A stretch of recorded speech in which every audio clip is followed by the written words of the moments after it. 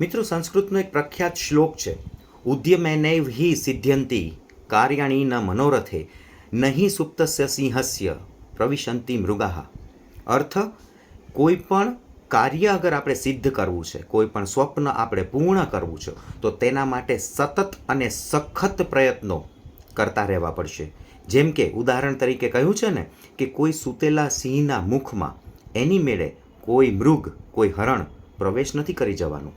અગર કોઈ સિંહને પોતાનું પેટ ભરવા માટે મૃગ, હરણનો શિકાર કરવો છે, તો તેણે પોતાના કમ્ફર્ટ ઝોન એટલે કે પોતાની ગુફામાંથી બહાર આવવું જ પડે છે અને સખત મહેનત કરવી પડે છે, ત્યારે જઈને કોઈ ભોજન એને પ્રાપ્ત થાય છે. આ જ રીતે મિત્રો, અગર આપણે પણ આપણા કોઈ કાર્યમાં સિદ્ધિ પ્રાપ્ત કરવી છે, આપણે આપણા કોઈ સ્વપ્ન પૂર્ણ કરવા છે, તો આપણે પણ આપણા કમ્ફર્ટ ઝોનમાંથી બહાર આવીને સતત અને સખત પરિશ્રમ કરવા જ પડશે.